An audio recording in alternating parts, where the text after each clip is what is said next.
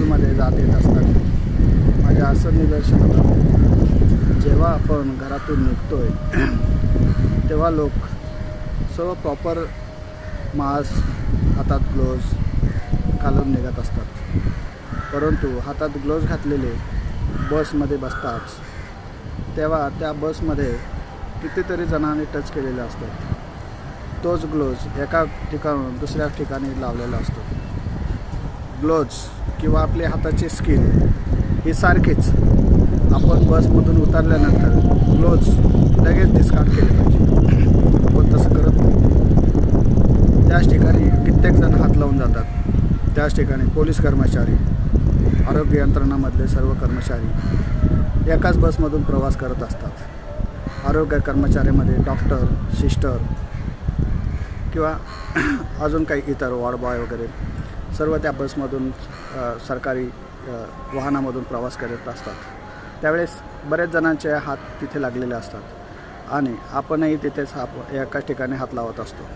म्हणजे चढताना ज्या ठिकाणी रॉडला हात लागलेला असतो त्याच ठिकाणी बऱ्याच जणांचा हात लागलेला असतो. उभा राहून चालत असताना वरच्या नळीला आपण पकडून चालत असतो, त्यावेळेसही त्याच ठिकाणी म्हणजे एकाच ठिकाणी बऱ्याच जणांचा हात लागलेला असतो आणि आपण ग्लोव्ज चेंज करत नाहीत. तेच ग्लोव्ज घरापर्यंत येतात आणि रस्त्यात चालत असताना बरेच जण थुंकताना बघतो. थुंकलेले त्यावरून माणूस चालत असतो आणि त्या थुंकी चपलेला चिटकते आणि ती घरापर्यंत येते. मार्केटमध्येही बघितलं आहे, सोशल मीडियातून बरेच वेळेस सांगितलं जातं, न्यूजमधून सांगितलं जातं की आपण सोशल डिस्टन्सिंग पाळावं,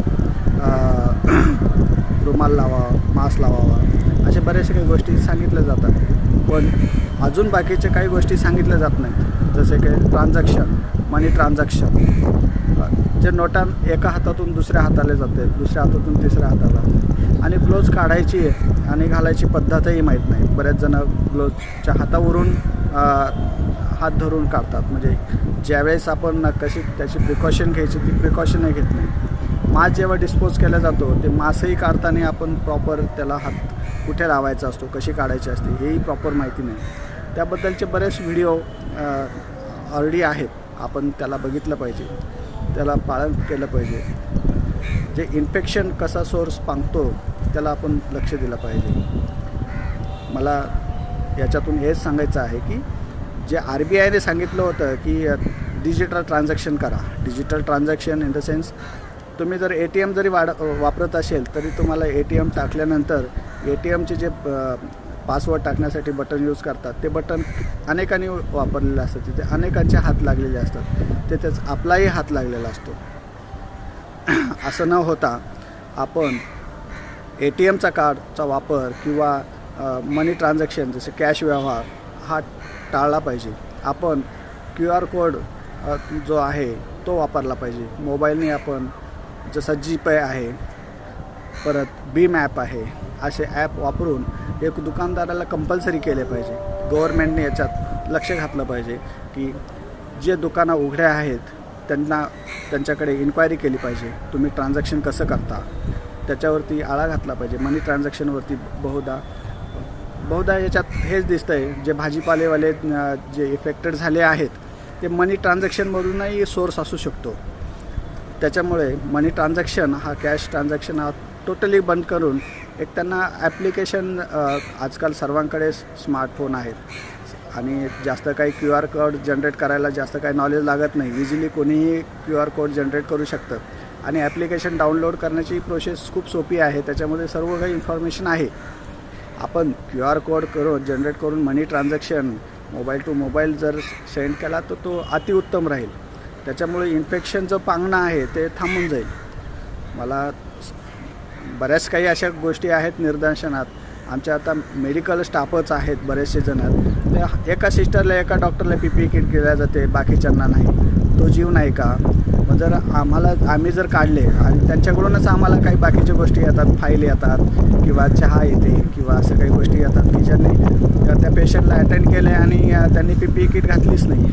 आम्ही PPE किट घालून त्यांच्याकडून क्रॉस इन्फेक्शन आम्हाला होऊ शकत नाही का? हे पॉसिबल आहे.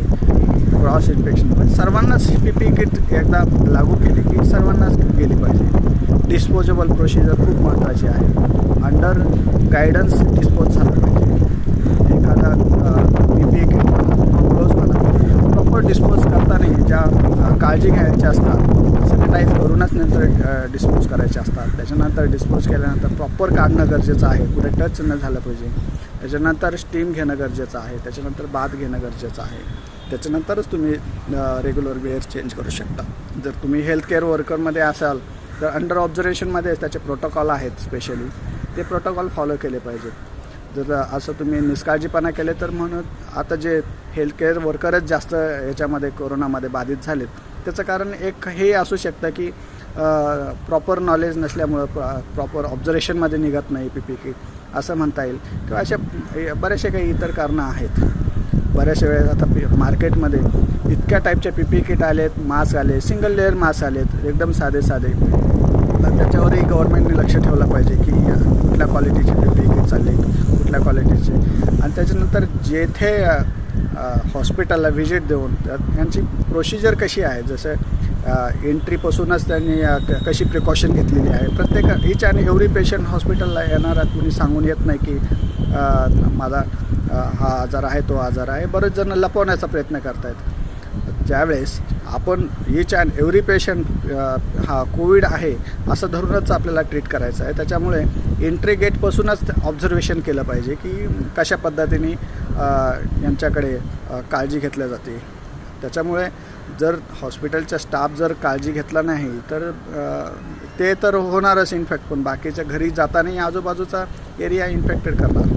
त्याच्यामुळे मला यातून एवढंच सांगायचं आहे की बऱ्याच काही गोष्टी आहेत ज्या निष्काळजीपणांना माझ्यासमोर डोळ्यासमोर मी बघत आहेत. निष्काळजीपणा चाललेला आहे तोच मला तुमच्यासमोर आणायचा म्हणून हा मी छोटासा व्हिडिओ केला आहे. हा फर्स्ट व्हिडिओ आहे. त्याच्यात बऱ्याचशा गोष्टी आहेत. मी कधी मला एक्सपिरियन्स नाही व्हिडिओ बनवण्याचा. मी हा बनवून पहिल्यांदा टाकतो आहे तुमच्यासमोर. अजून सुरुवात केली नाही आहे. जर सुरुवात केली तर थोडीशी इम्प्रूव्हमेंट होईल. अजून काही तुम्हाला मोर इन्फॉर्मेशन सांगू शकेल. माझा हा व्हिडिओ आवडला असेल सबस्क्राईब करा, शेअर करा, लाईक करा.